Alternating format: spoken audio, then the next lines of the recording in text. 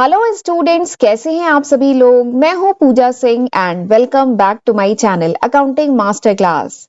And हमारी ये जो सीरीज है जिसमें हम इन्वेस्टमेंट्स के बारे में पढ़ रहे हैं, सिक्योरिटी एनालिसिस के बारे में पढ़ रहे हैं, इस सीरीज पर आज मेरा ये 9th लेक्चर वीडियो है।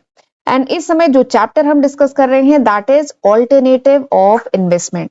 तो चलिए एक बार शॉर्ट में आपको बता देती हूँ कि जो पिछले लेक्चर वीडियोस थे उसमें हमने क्या क्या डिस्कस किया था। तो मैं इस सीरीज में सबसे पहले आपको बता चुकी हूं अबाउट इन्वेस्टमेंट। इन्वेस्टमेंट क्या है, स्पेकुलेशन क्या है, दोनों में क्या डिफरेंस है, इन्वेस्टमेंट का ऑब्जेक्टिव क्या है, इन्वेस्टमेंट का प्रोसेस क्या है, जिसमें ये जो प्रोसेस है ना दिस इज वेरी इंपॉर्टेंट, ये बहुत इंपॉर्टेंट है। ठीक है। उसके बाद हमने डिस्कस किया था अबाउट सिक्योरिटीज। सिक्योरिटीज क्या होती है, सिक्योरिटी एनालिसिस करने से पहले हमें सिक्योरिटी क्या है उसका बेसिक कॉन्सेप्ट पता होना चाहिए। तो वही हम सिक्योरिटी क्या है, कितने टाइप की होती है, ये हमने डिस्कस किया, जिसमें हमने equity share, sweat equity share, non voting share, right share, bonus share, preference stock, debentures और भी कई सारे टॉपिक हमने डिटेल में डिस्कस किए थे। एंड उसके बाद लास्ट लेक्चर में मैंने जो इन्वेस्टमेंट है उसके बारे में स्टार्ट किया था कि इन्वेस्टमेंट क्या है, कितने टाइप का इन्वेस्टमेंट होता है।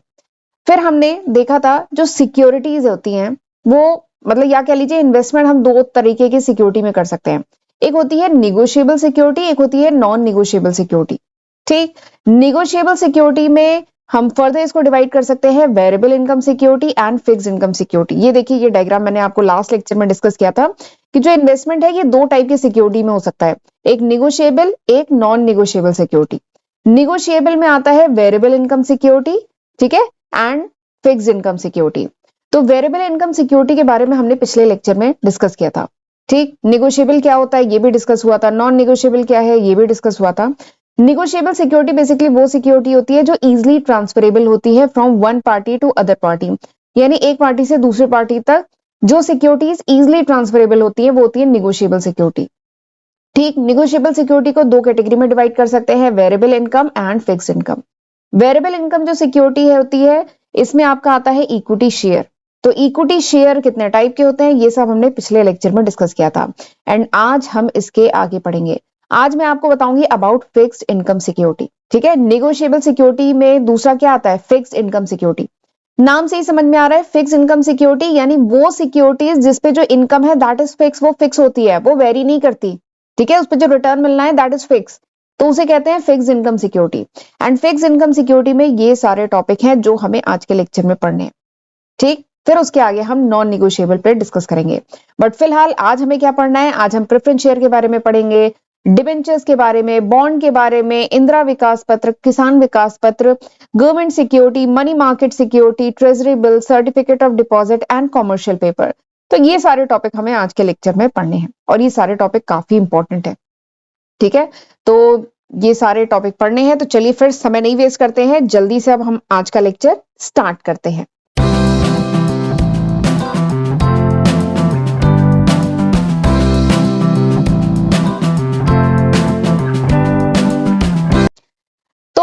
हम सबसे पहले निगोशिएबल सिक्योरिटी में वेरिएबल इनकम तो पढ़ चुके हैं, अब हम पढ़ने जा रहे हैं फिक्स्ड इनकम सिक्योरिटी।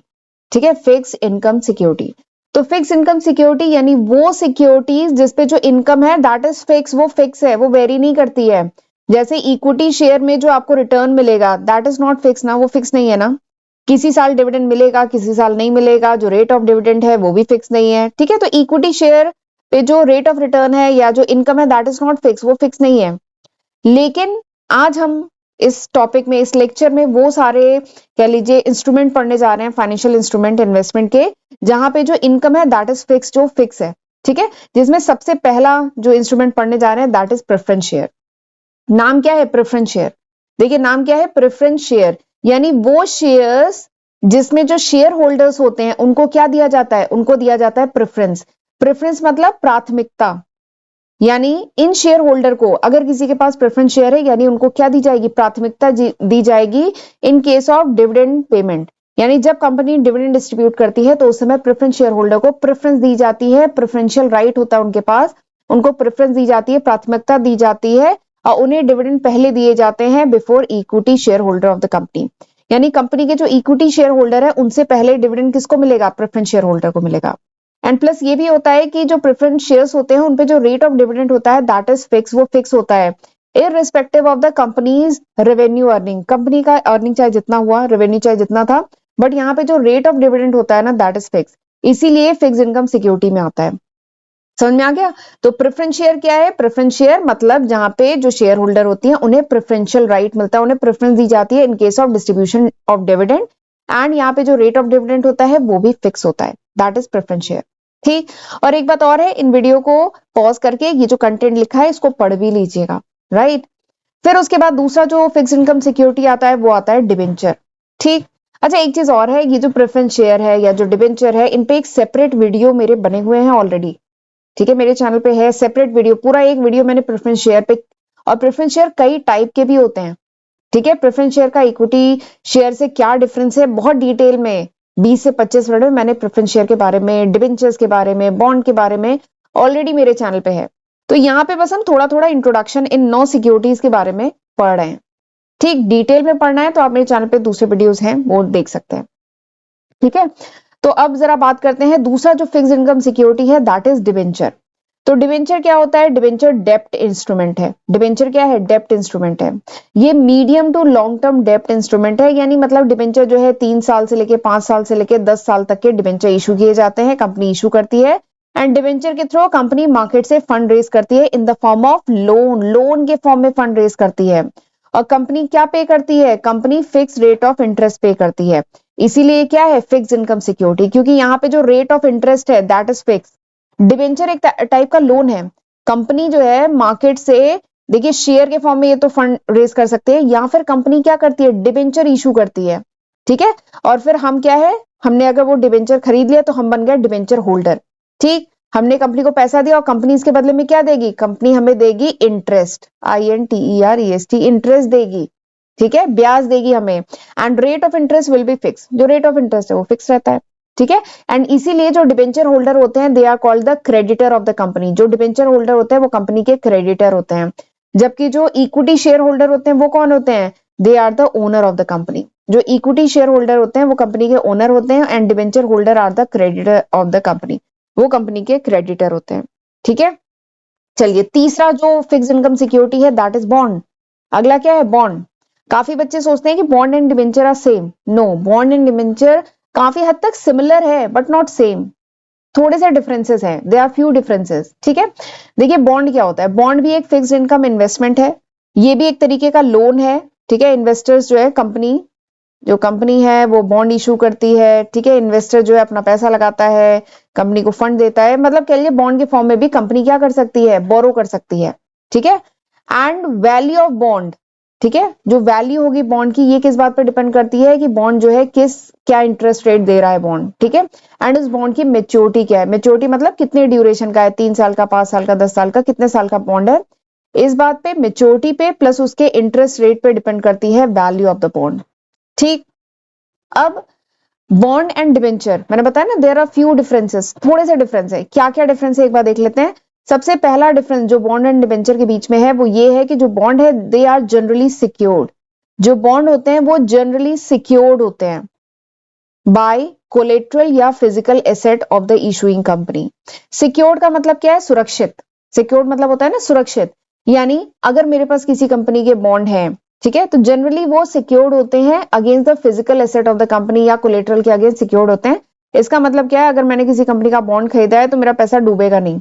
अगर कंपनी बैंकरप्ट भी हो गई तो भी जिस फिजिकल एसेट के तहत वो अगर सिक्योर है तो उस फिजिकल एसेट को या उस कोलेट्रल को बेच करके मेरा पैसा वापस किया जाएगा। ठीक है, तो बॉन्ड जनरली सिक्योर्ड होते हैं, जबकि डिबेंचर क्या होते हैं? अनसिक्योर्ड होते हैं, they are not backed by any collateral. ठीक, तो ये हो गया पहला डिफरेंस। दूसरा डिफरेंस दोनों के बीच में ये है कि debentures are issued by private company, debenture private companies issue करती हैं, जबकि bond is issued by government agency या फाइनेंशियल इंस्टीट्यूशन जो है वो बॉन्ड इशू करते हैं। ठीक है, तीसरा जो डिफरेंस है वो टाइप का है।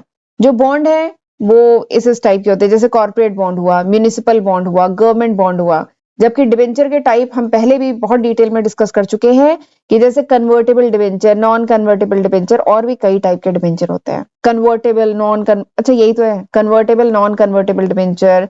ठीक है, और भी कई टाइप के डिबेंचर होते हैं, तो वो हम डिस्कस कर चुके हैं, मेरा डिबेंचर पे सेपरेट वीडियो है वहां पे। तो डिबेंचर्स के टाइप ये होते हैं, जबकि बॉन्ड के टाइप्स ये होते हैं। ठीक है, तो ये कुछ डिफरेंस थे बॉन्ड एंड डिबेंचर के बीच में, और इसी के साथ हमने 3 फिक्स्ड इनकम सिक्योरिटी डिस्कस कर ली। अभी हमें 6 और करनी है। ठीक, चलिए आगे बढ़ते हैं। अच्छा, आगे बढ़ने से पहले मैं थोड़ा सा बताना चाहती हूँ, ये वो लिस्ट ऑफ सब्जेक्ट है जो मैं आज की तारीख मतलब दिसंबर 2023 तक अपने first channel accounting master class and second channel मेरा पूजा सिंह के नाम से है, तो इन दोनों चैनल पे ये वो लिस्ट ऑफ सब्जेक्ट है जो मैं आज की तारीख तक अपलोड कर चुकी हूँ। बट अगर ये वीडियो आप कुछ महीने बाद, कुछ साल बाद देख रहे हैं, तो होपफुली मैं इसमें काफी न्यू सब्जेक्ट ऐड कर चुकी होंगी। ये अभी तक है, तो जरूर इसका फायदा उठाइएगा, इसकी हेल्प से पढ़िएगा, फ्रेंड्स के साथ शेयर करिएगा, और चैनल नहीं सब्सक्राइब किया है तो जल्दी से कर लीजिएगा मेरे दोनों चैनल। ठीक, और मेरे चैनल पे अपलोडेड वीडियोस के नोट्स चाहिए, then you can download my application from Google Play Store. आप गूगल प्ले स्टोर से मेरी एप्लीकेशन डाउनलोड कर सकते हैं। एंड प्लीज मुझे इंस्टाग्राम पे भी जरूर फॉलो कर लीजिए, क्योंकि वहां पे भी मेरे चैनल से रिलेटेड अपडेट मैं डालती रहती हूँ। राइट, चलिए आगे बढ़ते हैं। अब हम पढ़ेंगे किसान विकास पत्र, इंदिरा विकास पत्र के बारे में। ठीक है, तो ये क्या होता है? ये भी एक फिक्स इनकम सिक्योरिटी है, यानी इस पे भी इनकम फिक्स है। ठीक है, तो ये जो किसान विकास पत्र या जो इंदिरा विकास पत्र है, ये बेसिकली एक government based flexible investment instrument है।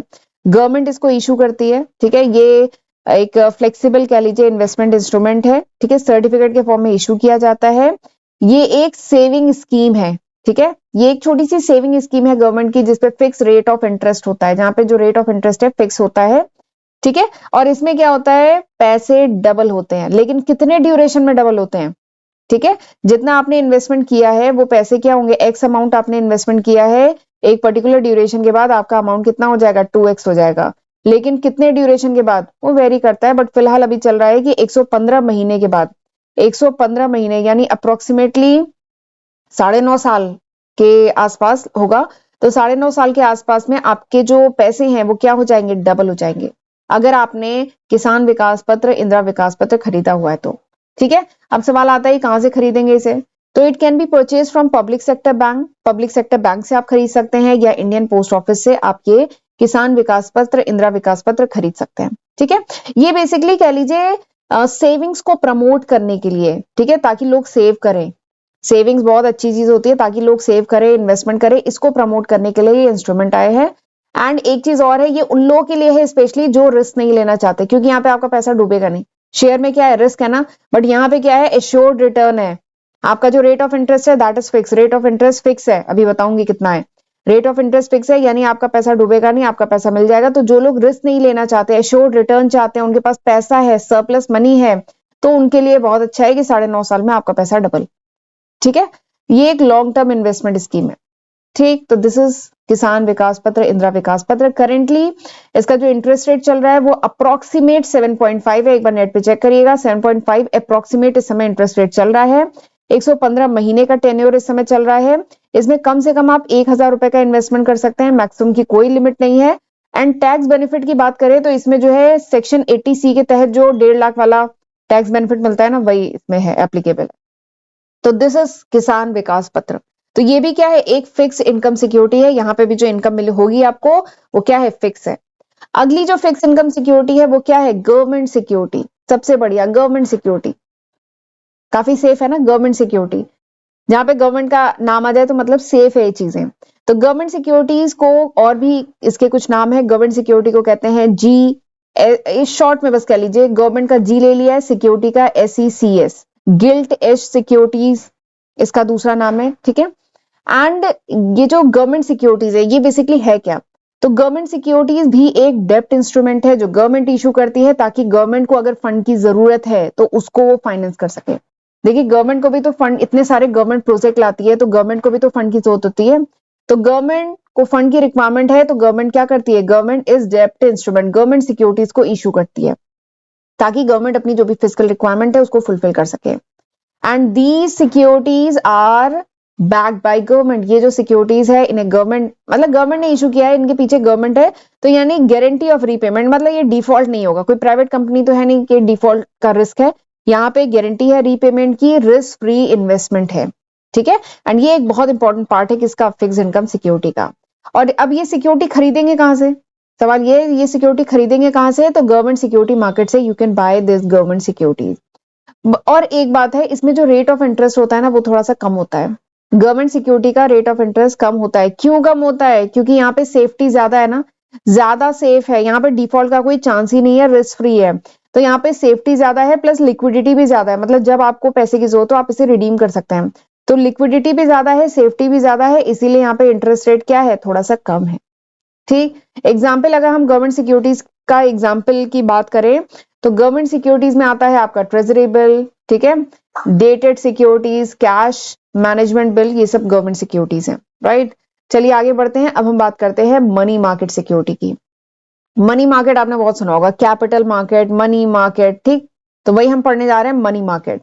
तो एक बात बताओ, मनी मार्केट सिक्योरिटीज बेसिकली इसमें वो आती हैं जो बहुत शॉर्ट ड्यूरेशन के लिए जो सिक्योरिटीज इशू की जाती है ना, लेस देन 1 ईयर, यानी 1 साल से कम ड्यूरेशन के लिए बेसिकली जो सिक्योरिटीज होती हैं वो मनी मार्केट सिक्योरिटी मार्केट का पार्ट होती हैं, ठीक है।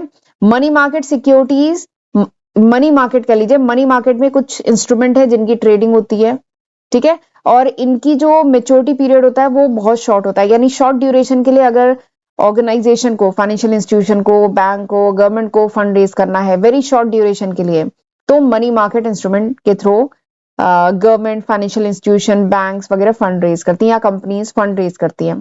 तो वो सब किस में आते हैं, मनी मार्केट सिक्योरिटीज में।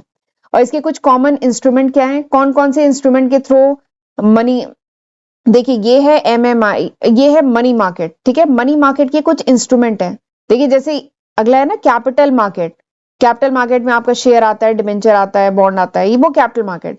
मनी मार्केट, मनी मार्केट यानी बहुत शॉर्ट ड्यूरेशन के लिए अगर फंड रेज करना है, ठीक है, जिनकी मेच्योरिटी बहुत कम है, लेस देन 1 ईयर, तो मनी मार्केट के इंस्ट्रूमेंट है। तो मनी मार्केट के कौन कौन से इंस्ट्रूमेंट हो सकते हैं, कौन कौन से होते हैं, ट्रेजरी बिल हुआ, कॉमर्शियल पेपर हुआ, सर्टिफिकेट ऑफ डिपॉजिट हुआ, तो ये सब क्या है, मनी मार्केट के इंस्ट्रूमेंट्स हैं, ठीक। मनी मार्केट में शॉर्ट ड्यूरेशन के लिए फंड रेज करती हैं कंपनीज, गवर्नमेंट, फाइनेंशियल इंस्टीट्यूशन। अब ये तीनों क्या होते हैं ये जरा देख लेते हैं। सबसे पहले बात करते हैं ट्रेजरी बिल की। ट्रेजरी बिल क्या होता है, ट्रेजरी बिल को टी बिल भी कहा जाता है, ट्रेजरी बिल का शॉर्ट नेम टी बिल भी कहा जाता है। तो ट्रेजरी बिल ये भी एमएमआई है, ट्रेजरी बिल क्या है, एमएमआई। एमएमआई का क्या मतलब है, मनी मार्केट इंस्ट्रूमेंट। तो ट्रेजरी बिल एक मनी मार्केट इंस्ट्रूमेंट है, मनी मार्केट का एक हथियार है, एक इंस्ट्रूमेंट है जिसके थ्रू शॉर्ट ड्यूरेशन के लिए फंड रेज कर सकती है गवर्नमेंट, ठीक। तो ट्रेजरी बिल क्या है, ये एक मनी मार्केट इंस्ट्रूमेंट है, शॉर्ट टर्म का डेप्ट इंस्ट्रूमेंट है, यानी शॉर्ट ड्यूरेशन के लिए अगर कुछ लोन लेना है तो उसके लिए मनी मार्केट सॉरी उसके लिए ट्रेजरी बिल कौन इशू कर सकता है, गवर्नमेंट ऑफ इंडिया इशू कर सकती है, ठीक है। एंड प्रेजेंटली अगर हम बात करें तो जो ट्रेजरी बिल है वो कितने कितने ड्यूरेशन, कितने कितने टेन्योर के मार्केट में अवेलेबल है। तो प्रेजेंटली जो है 91 डेज का, 182 डेज का, 365 डेज के ट्रेजरी बिल मार्केट में अवेलेबल है। वैसे आपने 7 डेज का ट्रेजरी बिल भी सुने होंगे, और भी कई हैं, ठीक है। ये डिपेंड करता है कि किस समय कौन सा इशू किया गया है, क्या इस समय चल रहा है, तो अभी फिलहाल आपको ये मार्केट में मिलेंगे, ठीक है। तो वरना 7 डेज के भी होते हैं ट्रेजरी बिल, ठीक। और ये एक खास बात है कि ट्रेजरी बिल जो होता है जीरो कूपन सिक्योरिटी होती है। देखिए कूपन मतलब होता है इंटरेस्ट रेट, तो ये जो ट्रेजरी बिल है जीरो कूपन सिक्योरिटी है। इसका क्या मतलब है, यानी यहाँ पे जीरो इंटरेस्ट रेट है, यही मतलब है ना, फिर जीरो कूपन सिक्योरिटी यानी 0% इंटरेस्ट रेट है। तो यानी जब इंटरेस्ट ही नहीं मिल रहा तो कैसे ट्रेजरी बिल पे, फिर क्या लीजिए अगर मैंने कोई ट्रेजरी बिल खरीदा है, ठीक है, इन्वेस्टमेंट किया है किसी ट्रेजरी बिल में, तो फिर मुझे रिटर्न कैसे मिलेगा, क्योंकि यहाँ पे तो जीरो लिखा है ना, जीरो कूपन सिक्योरिटी है, यानी इस पे कोई इंटरेस्ट नहीं मिल रहा। तो दरअसल बात यह है कि जो ट्रेजरी बिल होते हैं ना, इसमें एक खास बात होती है, they are issued at discount. Treasury bill को इशू किया जाता है डिस्काउंट पे एंड रिडीम किया जाता है एट फेस वैल्यू पे। समझ में आया, इशू किया जाता है डिस्काउंट पे एंड रिडीम किया जाता है फेस वैल्यू पे। इसका मतलब क्या है, सपोज करिए एक ट्रेजरी बिल है, 91 डे वाला ट्रेजरी बिल है जिसकी फेस वैल्यू है ₹100, तो इसको इशू किया गया 98.20 पे, ठीक है, 98.20 पे इशू किया गया, ठीक है, यानी डिस्काउंट कितना दिया गया, डिस्काउंट दिया गया 1.80 का डिस्काउंट दिया गया, ठीक है। इसको इशू किया गया इतने पे, तो रिडीम कितने पे किया जाएगा, ₹100 पे, क्योंकि ₹100 की फेस वैल्यू है। यानी अगर मैंने इसमें इन्वेस्टमेंट किया है तो मेरा रिटर्न क्या है, इसके बीच का डिफरेंस 1.80 मेरा क्या है, रिटर्न है। तो ये कॉन्सेप्ट होता है ट्रेजरी बिल में, मतलब issued at discount and redeem at par, ठीक। इवन और भी सिक्योरिटीज होती हैं जो issue at discount and redeem at par होती हैं। यहाँ पे क्या होता है, जीरो कूपन सिक्योरिटी होती है, कोई इंटरेस्ट नहीं मिलता, ठीक। बेसिकली यहाँ पे डिस्काउंट और कह लीजिए जो फेस वैल्यू है इसके बीच का जो डिफरेंस होता है वो रिटर्न होता है, ठीक। तो ये हो गया ट्रेजरी बिल। आगे बात करते हैं कॉमर्शियल पेपर के बारे में। तो कॉमर्शियल पेपर क्या है? कॉमर्शियल पेपर एक अनसिक्योर्ड मनी मार्केट MMI है, यानी मनी मार्केट इंस्ट्रूमेंट है। ये जो कॉमर्शियल पेपर है ये अनसिक्योर्ड है, मतलब कि यहाँ पर मतलब ये जो कॉमर्शियल पेपर है ये किसी सिक्योरिटी के तहत सिक्योर नहीं किए गए हैं। सिक्योरिटी या कह लीजिए किसी फिजिकल एसेट या किसी कोलेटरल के अगेंस्ट जो है सिक्योर नहीं होते हैं, ये अनसिक्योर्ड होते हैं, मनी मार्केट इंस्ट्रूमेंट है। और इनको इशू किया जाता है in the form of promissory note. Promissory note के फॉर्म में इशू किया जाता है। प्रोमिसरी नोट क्या होता है? प्रोमिसरी नोट बेसिकली कह लीजिए वो फाइनेंशियल इंस्ट्रूमेंट है जिसमें एक रिटन प्रॉमिस होता है। जिसमें क्या होता है? एक रिटन प्रॉमिस होता है जिसमें एक पार्टी दूसरी पार्टी से प्रॉमिस करती है कि वो इतना डेफिनेट सम ऑफ मनी इतने समय में देगी। ठीक है, तो उसी को कहते हैं प्रोमिसरी नोट। नाम क्या है? प्रोमिसरी, यानी यहाँ पे प्रॉमिस किया जा रहा है, एक पार्टी दूसरे पार्टी से प्रॉमिस करेगी कि हम इतना अमाउंट इतने समय पे आपको देंगे, तो वही कहते हैं प्रोमिसरी नोट। तो कॉमर्शियल पेपर क्या है? कॉमर्शियल पेपर एक अनसिक्योर्ड मनी मार्केट इंस्ट्रूमेंट है। और ये कब आया था? पहली बार ये इंट्रोड्यूस किया गया था इंडिया में 1990 में इंट्रोड्यूस किया गया था।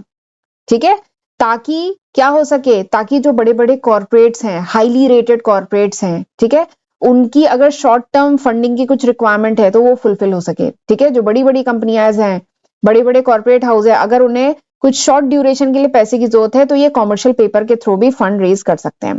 प्लस हम जैसे जो इन्वेस्टर्स हैं, हमें भी एक इंस्ट्रूमेंट मिल जाएगा कि अगर मुझे थोड़े समय के लिए कहीं पैसा लगाना है तो मैं कॉमर्शियल पेपर भी बाय कर सकती हूँ। ठीक है, तो ये दोनों के पॉइंट ऑफ व्यू से था, तो इसलिए ये आया था 1990 में इंट्रोड्यूस हुआ था। अब सवाल ये आता है कि कौन इशू कर सकता है कॉमर्शियल पेपर? तो तो जो हाईली रेटेड कॉर्पोरेट बोरोवर्स हैं, मतलब हाईली रेटेड जो बहुत बड़ी बड़ी जो कंपनियां हैं, प्राइमरी डीलर्स हैं, सैटेलाइट डीलर है, फाइनेंशियल इंस्टीट्यूशन है, उन्हें परमिशन होती है कि they can raise the fund through this instrument. इस मनी मार्केट इंस्ट्रूमेंट के थ्रू वो फंड रेज कर सकते हैं, लेकिन उनको आरबीआई की जो गाइडलाइन है वो सब फॉलो करनी होती है। ठीक, अब इसकी मेच्योरिटी की मैं बता दूं तो इसकी मेच्योरिटी जो होती है बिटवीन मिनिमम 15 दिन एंड मैक्सिमम 1 ईयर का हो सकता है। कॉमर्शियल पेपर जो है मिनिमम 15 दिन, मैक्सिमम 1 साल का मतलब ड्यूरेशन होता है from the date of issue, इसकी मेच्योरिटी हो सकती है। और इसमें आप कितना इन्वेस्टमेंट कर सकते हैं? इसमें जो है कम से कम जो है 5 लाख का इन्वेस्टमेंट करना होता है एंड मल्टीपल ऑफ 5 लाख, यानी 5 लाख, 10 लाख, 15 लाख ऐसे करके इसमें इन्वेस्टमेंट किया जा सकता है, खरीदा जा सकता है कॉमर्शियल पेपर। तो दिस इज कॉमर्शियल पेपर। अब आगे हम बात करते हैं सर्टिफिकेट ऑफ डिपॉजिट की। सर्टिफिकेट ऑफ डिपॉजिट, COD कहते हैं। COD, cash on delivery. आजकल नहीं, वो सारे जो जितने भी शॉपिंग में नहीं एक COD का ऑप्शन भी देता है, कैश ऑन डिलीवरी, बट हम वो उसकी नहीं बात कर रहे हैं, हम सर्टिफिकेट ऑफ डिपॉजिट की बात कर रहे हैं, ये COD। तो COD क्या है? सर्टिफिकेट ऑफ डिपॉजिट क्या है? तो सर्टिफिकेट ऑफ डिपॉजिट जो है ये एक निगोशिएबल मनी मार्केट इंस्ट्रूमेंट है। निगोशिएबल है, बात तो सही है, निगोशिएबल है क्योंकि ये इजिली ट्रांसफरेबल है from one party to other party. इसको डीमटेरियलाइज फॉर्म में, ठीक है, एक होता है फिजिकल फॉर्म और एक होता है डीमटेरियलाइज फॉर्म, मतलब इलेक्ट्रॉनिक फॉर्म में इशू किया जा सकता है या प्रोमिसरी नोट के फॉर्म में इशू किया जाता है against the fund deposited by bank for a specified time period. यानी सर्टिफिकेट ऑफ डिपॉजिट जो है एक मनी मार्केट का इंस्ट्रूमेंट है जिसे डीमेट के फॉर्म मतलब डीमेटेरियलाइज फॉर्म में, प्रोमिसरी नोट के फॉर्म में एक पर्टिकुलर ड्यूरेशन के लिए इशू किया जा सकता है। अब ये सवाल आता है कि कौन इशू कर सकता है सर्टिफिकेट ऑफ डिपॉजिट, कौन इशू कर सकता है, कौन फंड रेज कर सकता है इसके थ्रू? तो कॉमर्शियल बैंक्स, जो आपके शेड्यूल कॉमर्शियल बैंक है, जो फाइनेंशियल इंस्टीट्यूशन है, वो सब जो है सर्टिफिकेट ऑफ डिपॉजिट के तहत फंड रेज कर सकती है, लेकिन under the guideline of RBI. RBI की जो गाइडलाइन है उसको फॉलो करते हुए कोई भी कॉमर्शियल बैंक, फाइनेंशियल इंस्टीट्यूशन, ये लोग सर्टिफिकेट ऑफ डिपॉजिट इशू कर सकते हैं। ठीक, अब इसमें मिनिमम इन्वेस्टमेंट कितना कर सकते हैं हम इसमें सर्टिफिकेट ऑफ डिपॉजिट जो खरीद सकते हैं हम 1 लाख रुपए का मिनिमम इन्वेस्टमेंट है। ठीक है, एंड मल्टीपल ऑफ 1 लाख, यानी 1 लाख के मल्टीपल में 1 लाख, 2 लाख, 3 लाख करके हम मैक्सिमम भी कर सकते हैं, इससे ज्यादा भी इन्वेस्टमेंट कर सकते हैं। अब ये है सर्टिफिकेट ऑफ डिपॉजिट कौन खरीद सकता है? क्या हम खरीद सकते हैं? हाँ, इंडिविजुअल खरीद सकता है। जो सर्टिफिकेट ऑफ डिपॉजिट है can be issued to individual खरीद सकता है, कॉर्पोरेशन खरीद सकते हैं, कंपनी खरीद सकता है, ट्रस्ट फंड एसोसिएशन कोई भी खरीद सकता है। अब एक बात है कि जो सर्टिफिकेट ऑफ डिपॉजिट है अगर बैंक इशू करता है, इशूड बाय बैंक, तो वो 7 दिन से कम और 1 साल से ज्यादा का नहीं होना चाहिए from the date of issue, उसकी मेच्योरिटी। और अगर financial institution certificate of deposit issue करता है तो वो 1 साल से कम का नहीं होना चाहिए और 3 साल से ज्यादा का नहीं होना चाहिए from the date of issue. तो ये थोड़ी सी बात ध्यान रखिएगा, मतलब अगर डिटेल में लिखने को आए तब लिखिएगा, वरना ठीक है, बाकी और भी बहुत सारी जानकारियां हैं। देखिए ये जो है फिजिकल फॉर्म में होता है और ये फ्रीली ट्रांसफरेबल है, बताया था ना, निगोशिएबल सिक्योरिटी है, फ्रीली ट्रांसफरेबल है बाय इंडोर्समेंट एंड डिलीवरी, यानी ये सर्टिफिकेट जिसके पास है फ्रीली ट्रांसफरेबल है, यानी उसी को बेनिफिट मिलेगा। ठीक है, डीमैट फॉर्म में भी ये अवेलेबल है, डीमैट इलेक्ट्रॉनिक फॉर्म, और आजकल तो सब कुछ इलेक्ट्रॉनिक फॉर्म में चल रहा है, तो इलेक्ट्रॉनिक फॉर्म में भी है, इसमें कोई लॉक इन पीरियड नहीं होता है। ठीक है, एंड जो फाइनेंशियल इंस्टीट्यूशन या जो bank certificate of deposit issue कर रही है उसको ये मतलब कह लीजिए थोड़ी सी फ्रीडम है कि उस पर क्या कूपन रेट रहेगा, क्या डिस्काउंट रेट रहेगा, ये वो डिसाइड कर सकता है। ठीक है, तो ये थी पूरी जानकारी आपको सर्टिफिकेट ऑफ डिपॉजिट के बारे में। आई होप आपको समझ में आ गया होगा। तो यानी हमने निगोशिएबल सिक्योरिटी में, variable income security and fix income security में, जिसमें ये सारे टॉपिक हमने पढ़े, तो ये आज हमने डिस्कस कर लिया है। अब इसके आगे अगले लेक्चर में मैं डिस्कस करूंगी नॉन निगोशिएबल सिक्योरिटी, जिसमें हम ये सारे टॉपिक पढ़ेंगे। ठीक है, और उसके साथ ही फिर हमारा ये भी पढ़ेंगे, और उसके साथ ही हमारा जो टाइप ऑफ इन्वेस्टमेंट, यानी इन्वेस्टमेंट हम कहाँ कहाँ कर सकते हैं, ये जो टॉपिक है ये फिनिश होगा। ठीक है, तो चलिए फिर जितना मैंने पढ़ाया है उतना पढ़ के रखिएगा। अब हम मिलेंगे अगले लेक्चर वीडियो में, तब तक अपना ध्यान रखिएगा। God bless you.